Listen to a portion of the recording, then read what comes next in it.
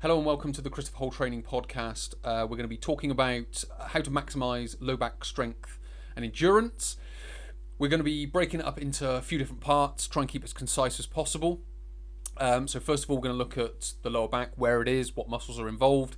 Then we're going to be looking at low back strength endurance for fitness and overall well-being. Then how the lower back or how low back strength endurance differs from just low back strength, which gets talked about a lot. Looking at other factors like flexibility and mobility and how that influences and plays a role in low back strength endurance, and then recommendations, exercises, and things like that, things to do, things to avoid at the end, where we'll look at some exercises, potential stretches and things like that. So without further ado, let's get stuck in. So number one, where is the lower back and what are the muscles involved? So the lower back is essentially the area above the hips. So we can call it the lumbar spine from L5, L4, L3, L2, L1, which is basically the space between the hips and the rib cage. Now, we can call that the lower part of the back, but the muscles that are involved and the muscles that support that area spread further. So they spread down into the hips, into the glutes, and they also spread up into the lower back, the middle part of the back as well, up onto the rib cage. And you can involve muscles like longissimus, iliocostalis into that. You can involve the lats in there. So we've got, with regards to muscles that support it, we've got an area that spreads further than just the lower back. And there's reason for that as well, which I'll come on to in the next part. So we've talked about muscles that spread across and over different parts of the lower back, but we've also got some muscles that are involved within the lower back. You've got quadratus lumborum. So that's probably the most prominent muscle in that area because it literally covers the lower back area. If you can imagine the pelvis, you've then got the spine going on top of it, and then you've got the rib cage above. That muscle basically joins those three areas. So it attaches onto the top of the pelvis, it goes up each of the lumbar vertebrae, and then goes across the bottom rib as well. So you've got the quadratus lumborum, or QL as it's abbreviated to. You've also got multifidus. Now multifidus spreads its way all the way up the spine, but as a muscle it just goes from segment to segment. So although it goes all the way up, you've got segment to segment. So let's just say L5 to L4 segment, L4 to L3 segment. So there's different parts to the muscle. So obviously we're just going to be focusing on that because that stabilizes each individual segment. So although multifidus goes all the way up, we're only really focusing on the lumbar elements to it, where muscles like longissimus and iliocostalis, they attach mainly into the ribs, and then the fibers come across, and then it starts to get more tenderness in the lumbar spine area. So that could be described as like a mid back muscle, but it stabilizes the low back muscle. So if we want a healthy lower back, we need to look a little bit further than just the lower back. And the same goes for the glutes. The glutes don't really cover the lower back, they just cover the hips. But with that said, they help stabilize the lower back. So we have to include all of these muscles in there as well. Also, I've talked about the lats. That obviously goes from sort of just under the arm here in the armpit, all the way down the middle part of the back, and then into what's called the thoracolumbar fascia, which covers the lower back. And that's important because that's what integrates all these muscles together, because the thoracolumbar fascia is essentially a diamond shape that goes sort of from the lower back and down and then across the top of the hips as well to create that diamond shape. And a lot of these muscles attach into that fascia. And when these muscles are activating correctly, it pulls the thoracolumbar fascia taut, which then stabilizes the area. So what we'll do now we've talked about the muscles that are involved and some of the other tissues that are involved, we'll talk about overall fitness and well-being and sort of build from there.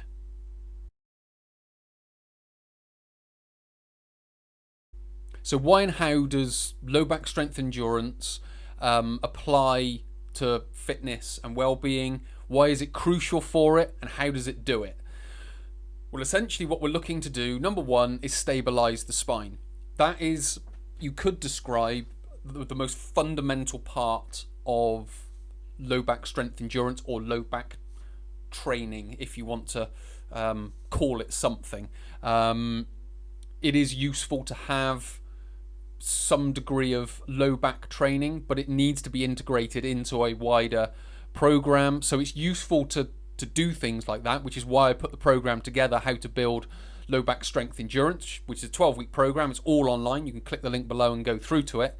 But it also needs to be integrated into a wider program, sort of whole body program, because it can be a weak link in people's bodies. It's useful to build that link up and strengthen it, so it then sort of integrates better into that wider program. So why is it crucial? Well, essentially, if we've got a stable spine, we've got a healthy spine. Why is that the case? If we've got a healthy spine, we're distributing load across it much more evenly. We're reducing load on the area overall, if you will. So not only are we looking to, number one, stabilize the spine, and we do that with the muscles activating at the right time, so it can stabilize the area.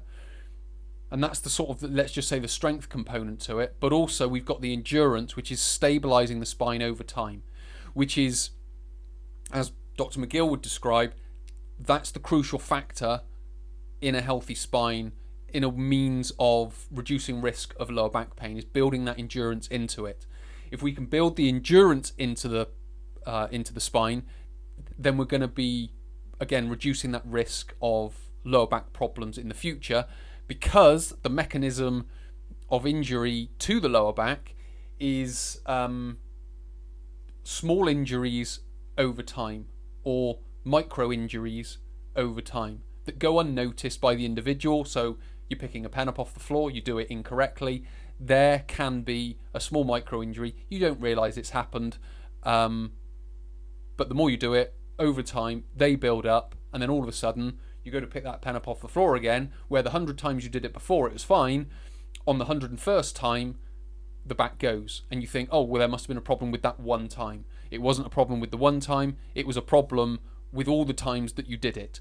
So the endurance and the maintaining of the posture is going to be that much more effective. So we need to be able to sort of, in some respects, stabilize the spine, number one, but also we need to be able to stabilize the spine over time, which, when we talk about all those muscles, erector spinae, QL, glutes, lats, thoracolumbar fascia multifidus, we need them to work as one unit, which in some respects then leads into the exercise a little bit. I won't go into too much detail right now, but essentially exercises like back extensions, where you're trying to put extra influence on certain muscles, it's not that effective. What we need to be able to do is start doing exercises that integrate these muscles together, that use, to some degree, although we're doing it in a formalized exercise environment, in a training program within a gym, we want to be using exercises that can enhance that area of the body. So we are sort of creating that environment to be able to strengthen and build the strength and endurance in the lower back with exercises. It's not just going to be done in everyday life. So why is it crucial? One, because it stabilizes the spine with regards to the strength component. Two, the endurance then stabilizes it over time. So that, again, that's the sort of the next part important. We need a proper posture of it, and then what that's going to do overall is not only build the health of the spine, but it's also the sort of the double-edged sword element to it. Is it's going to minimize risk of back injuries, which is only going to enhance the fitness again, by minimizing and reducing and taking away and eliminating some of these micro injuries or micro traumas that can come with improper use of the lower back.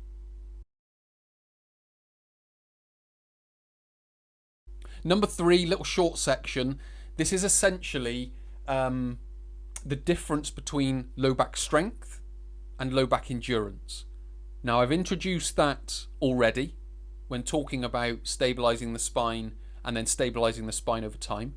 So when we look at strength, the definition of strength is the ability to apply force in one contraction. So that is your strength. Now, where that's useful to have, and that can deal with an initial load, it doesn't really do anything for you for the long term.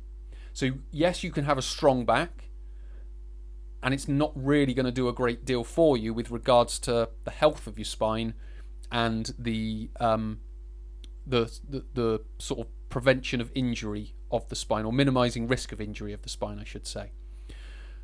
The important bit is when we add endurance to that. So it's all well and good having a strong spine, but we need to be able to do that over time so we can reduce and eliminate these micro traumas, micro injuries, whatever you want to call them. And the endurance is the ability to apply force over multiple contractions or reps. And we also want to be able to do that with a minimal fatigue. So there needs to be some sort of endurance training for the lower back. Now, with regards to training, that doesn't just mean exercise. That means other components as well. If you've got muscle tension in the area, that needs to be reduced or eliminated, which can be done with foam rollers, certain stretching of the area, but that needs to be done within reason, depending on if you've got lower back pain or if you haven't. But certainly foam rolling can help and massage can help. So if we can get the muscle tension reduced, that is going to allow the muscles to activate more effectively, because if we've got muscles that are not in a constantly tense state, but they are tense, they're going to spasm more, and they're going to be not only doing that sort of spasming more, they're going to fatigue much sooner. So if we can get rid of that, they will contract more effectively, they will stabilize the spine more effectively, and then we just need to build in doing that over time. So again, as I mentioned, having a strong spine has its uses, but with regards to long-term health, okay, it's not really going to cut it, as it were. So we need the endurance to go on the top, which is what the program is called, How to Build Low Back Strength and Endurance. So we've got a strong back, but we've got that strength with the endurance over time, which is essentially what we want.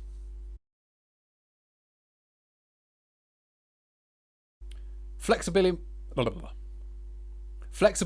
and mobility have their place, but with regards to a healthy spine, the flexibility and the mobility of the spine needs to be optimized. And optimize is a bit of a vague term, but essentially, if we've got a very flexible spine, so if we go to one end of the spectrum and we've got a really flexible spine, loads of mobility in it, that's going to be an unstable spine because of that flexibility. So what we need to be able to do is be able to control that flexibility. So with regards to muscle tension, muscle fatigue, we don't really want that with a very flexible spine. We need our muscles to be functioning correctly, like I talked about in the last section, so we can then have the healthiest spine possible. If we then go to the other end of the spectrum and we've got a very stiff spine, then again, although we've got the stability, there's going to be constant stress and compression on the area. Now, what does that mean? Well, with regards to compression, if you take your fist and you grab a sponge and you squeeze it like that, that's what muscles can do to the spine, is they just compress around it. And what that does, that creates its own stresses on the spine. So if you've got a very flexible spine, that creates its own stresses. But if you've got a very stiff spine, that creates its own stresses. So there's no right answer you don't need a very stiff spine, and you don't need a very flexible spine. You need a spine that can move, but you need a spine that can be stable. And you need a spine that can have muscles around it that are working properly. And when you have all of that at the same time, then you're going to have a much healthier spine as a result. Part of that can come from not only stretching muscles of the spine, it will come certainly from massaging and foam rolling those muscles of the spine. But again, if we go to the joints above and below, so if we look at shoulders, if we look at hips, you could even look at thoracic spine as well, scapula, all those will need to be optimized and mobile to be able to spread the stresses around the body. So we can't just look at the lower back in and of itself, although that has to be done initially. Eventually you will need to spread further through to the hips. So stretching the hips and stretching the shoulders is a very good thing. Having mobility of the scapula is a very good thing to have, to be able to spread these stresses out throughout the spine. So do they play a role in strength and endurance? Yes, but also which is the chicken or the egg is debatable. So what we basically need to be able to do is we need to, if we've got a flexible spine, you need to build in the control. If you've got a very stiff spine, you need to sort the muscles out and get them contracting properly. But in both ends of the spectrum, you need the muscles working correctly to be able to stabilize the spine effectively, essentially. It's a concept that I keep going back to, but a lot of the terminology that's used in the industry about having a strong spine, it isn't what it is, if that makes sense. Strong spines don't cut it. Flexible spines don't cut it. Muscles that work effectively do. And that's what we need to create within a stronger spine, within a more flexible spine, so on and so forth. But we're doing it for different reasons. So we have to understand, one, what our goal is for our training. Is it strength training? Is it power training? Because again, a flexible spine, or a really flexible spine, let's say, isn't going to be that important. Or is it for something like yoga, which requires a more flexible spine? They require different types of training, but essentially we're looking at the same goal of getting the muscles to contract and are used effectively. As I say, again, I use that broad term because there's nuance and context that goes into it with regards to the individual and their goal that they want to achieve from it. So final tips and recommendations. Well, that comes down to the exercise choices. And what I would certainly recommend is avoiding exercises like back extensions, like spinal twists, certainly under load, and think more about core integrated exercises, things like plank, things like side plank, bridge, bird dog, and those types of exercises. Now, if you can get the plank into a place where you can start lifting an arm up off the floor and placing it on your back, that's going to encourage muscles to contract more effectively. Side plank with a leg raise, again, muscles of the hip and the obliques are going to contract more effectively. QL is going to contract more effectively. Then you've got exercises like carries. That's going to, because of the changing of the feet as you walk, that's going to get muscles working more effectively. Then you can start to move slightly further afield and go into deadlifts and RDLs, and then single leg deadlifts or single leg RDLs.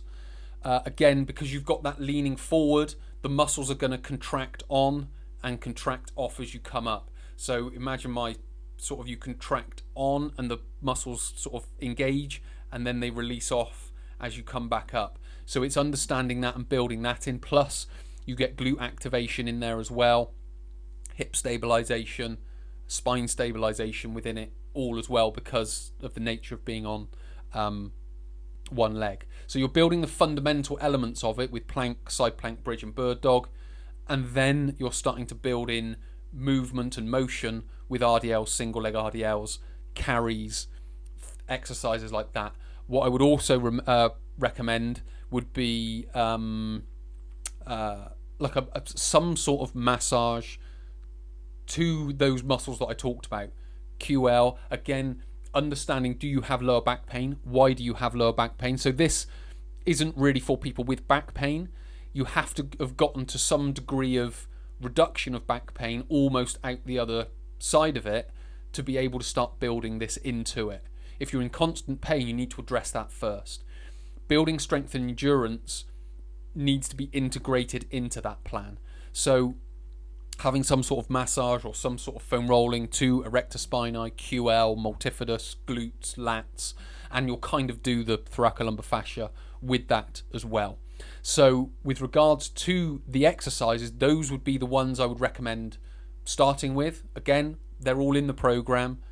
You can integrate that into a wider program as well. It's all in there, and it will sort of help you understand how to do that. Avoiding exercises like back extensions, spinal twists, certainly under load.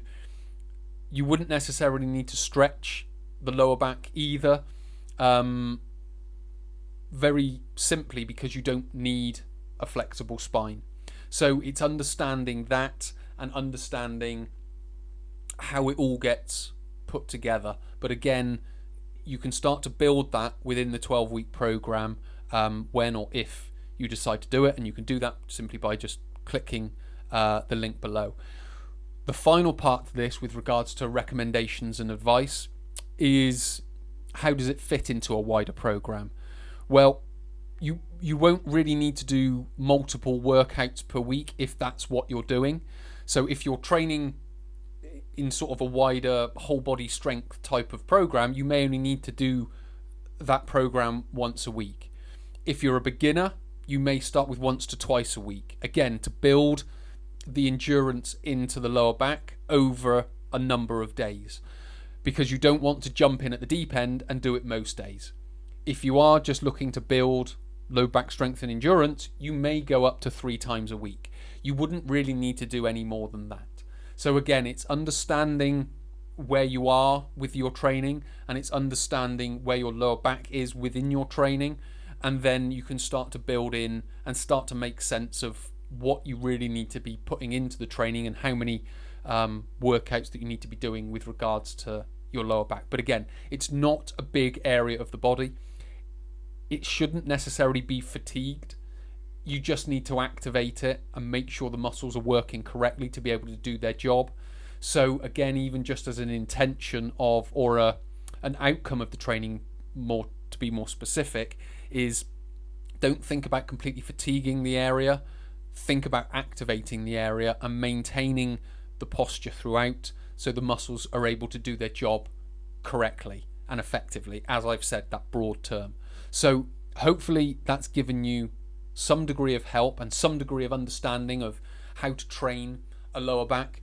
As I've mentioned, you can get most of these questions answered simply by just clicking the link below and going through. You've got the exercises, you've got a workout, you've got some stretches for the area, you've got some foam rolling for the area in there as well, and you've got some advice and guidance on how, when, and how intense it all needs to be as well. So all that's within the program, so you can just go down, click the link, get straight through, and you can get a lot of those questions answered straight away. So hopefully this has been helpful. Many thanks for watching.